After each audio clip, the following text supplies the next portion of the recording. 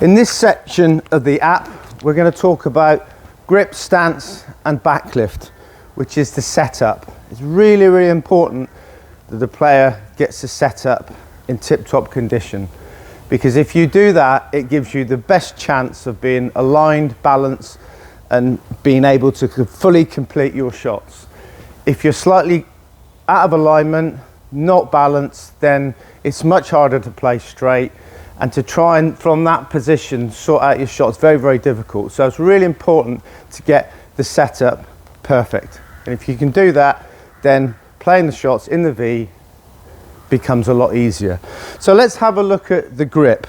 So grip, best way to get the grip is to put the bat on the floor, pick it up as if it's an axe, and you're going to chop a tree down.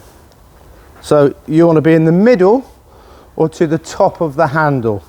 If you're down the bottom, your shots become very wristy, and if your hands are apart, similarly, it's very hard to stay through the line of the ball for a maximum amount of time. If you're in the middle with your hands together or top of the handle, it lends itself much better, lower the levers, to be able to play straight for maximum amount of time without shortening your hitting zone. So very, very important to have your hands together in the middle or to the top of the handle. The bottom hand V needs to go straight down the middle of the back of the bat. The top hand V can be in line or very slightly offset to the outside edge. You don't want it right on the side, because if it's right on the side, but as you start swinging through, the top hand gets in an awkward position, it gets weak and the bottom hand takes over. So that V straight down the middle of the back of the bat gives you a strong top hand grip where you can go right through a drive, nice and comfortable, and hold the shape of the shot. On the side, very difficult to do that. So we've got our grip. Now let's have a look at taking guard. What guard do we take? Personally, I think middle stump is the best guard to take, because it's central and it puts your head in a great position over middle and off stump. If you take leg stump, I wouldn't advise that, because if you're outside the stumps, when people bowl straight, you're always playing across the line of the ball. You're always wanting to go offside, which encourages you to tip to the offside and get blocked off. So middle is by far the best, because if I'm on middle, anything that's straight, I'm in line with, and I can keep the bat face going through the line of the ball for as long as possible, and off my legs. And also, if I take middle, the minute I turn my shoulder to go offside, that's my cue to leave it. Or when I've been in a bit longer, I might turn that shoulder and play an off drive. But for me, middle stump is the best guard. Some people take off stump or middle and off, which is fine. But if you are going to take those guards, it's really important that you have an open stance so you can get at the ball. There's no point going on off stump and standing with your shoulder around here, because you just can't get at these straight balls. So if you're going to take off or middle and off, you want to be open in your stance. Same with middle. If you were to take leg stump, then it would lend itself for you to stand more sideways on, but I wouldn't advocate that, because you're always going that way and your hitting straight area goes from that to that. So let's now have a look at the stance. So if it's a right arm over bowling at me, I would stand with my feet very, very slightly open like that. Because if my feet are open, I've got good alignment and balance from which to push my head forward without tipping to the offside. If the bowler was bowling left arm over, because this is all about angles of where the ball's coming from, I would open my stance even more. So drop that front foot back a bit. So again, it's easier for me to align to where the ball's coming from and present the full face of the bat at the ball for as long as possible. So let's go back to right arm over again. I'm in my stance, slightly open, head here. So when I pick my bat up, it needs to go there. between off stump and second slip. I would prefer between off stump and first slip, but there are players that can pick the bat up wider and still play very well from that position. If you pick your bat up too straight, then it causes your shoulder to be round and closes you off, and it encourages you to go offside. So here, hard to get the ball. You're set for the off drive, but it compromises hitting straight. So let's have a look again. So we're here. A lot of players like to stand up like that, and then just as the bowler comes into bowl and you're about to play, the ball's coming down, you're about to play a shot, the bat will go up again. So we go 1, up again, backswing and step to play the ball. The backswing, you want your bat face sort of flat or very slightly open. You don't really want it this open because it's quite hard to get everything right, point of contact. If it's here, it's easier to keep a full face of the bat through the line of the ball for as long as possible. So let's have a look again. Right arm over, bat up again. And notice when I pick the bat up, my back arm is freed up and I'm holding the handle with my fingers and thumb. So we've got a diamond shape and the hands are going to go back past that back pocket when I pick the bat up. Loose grip, fingers and thumb. That means my top hand is automatically my dominant hand, which is what you want to be playing straight. There, there. Now the key thing in the setup, whether the bowler's bowling over the wicket or you've got left arm bowling over the wicket, is to keep your front shoulder out the way. Okay, this will give you good alignment and balance to then go and play the shot so you can fully complete the shot. So you're going to be good at what I call the ABCs. So over the wicket, I've got my shoulder slightly out the way, front shoulder. You can see my back shoulder. So now my head is wicket to wicket and I feel more encouraged to push my head forward and be aligned and balanced for the straight ball.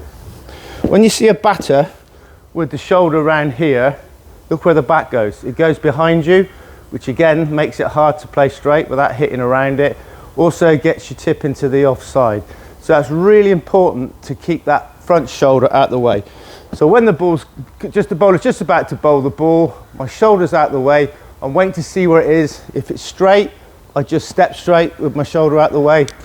If it's offside, from a aligned and balanced neutral position initially, I can turn my shoulder and play the off drive. Round the wicket, or left arm over again, same principle. Because it's harder when they bowl round the left arm over at you to keep, do you know what I mean? People go sideways on, ball comes in at you, gets difficult. So you've got to go more open to minimise that from happening. So around the wicket, there, my back lift, or back swing will go out a little bit wider. And so I've got my head nicely aligned to where the ball's coming from. And it's easier for me to maintain good alignment and good balance. Sometimes you see a batter, their hands go away from their body. That's something that if you're a coach, you need to try and stop, or if you're a player, you need to stop doing it. Because as your hands go that way, it takes your tip into the offside. And also people get their hands out there, the bottom hand tends to go around here and it gets tight. And when they swing through, you can see this sort of thing going on. When actually you want that back lift, the back forearm in line with the bat here. And when you finish the shot, it's still in line with the bat. That means you can present the full face of the bat at the ball for as long as possible. When you're around here, it restricts your follow through and the bat face closes. So here we are again, in our stance, nice and relaxed, bat up. But for me, one of the most important things is that front shoulder. When a batter is tipping to the offside, people say, oh, you're tipping over, your head's going offside, and people try to correct it. But if you're stood sideways on with your shoulder around here, hiding your back shoulder, then you're always battling to keep alignment and balance. So if you want to cure the fault of tipping to the offside or your head going to the offside, the solution is to keep that shoulder out the way so your head's pointing up the wicket, and it's easier to get access to these three balls here. If I'm sideways onto those, I can't get at them. Some batters you see stood with their feet open and the shoulders round here. For me, that's still closed off and they're still going to go that way. It's important that your shoulders match your feet. So left arm over, shoulders and feet matching. Right arm over, shoulders and feet matching. The most important thing is to keep that shoulder out of the way initially until you know what shot you're going to play. There. Some batters open out that front foot and that's fine, but they're still in the same line. You're actually better just dropping it back a bit so your feet are at that angle. That's opening me up more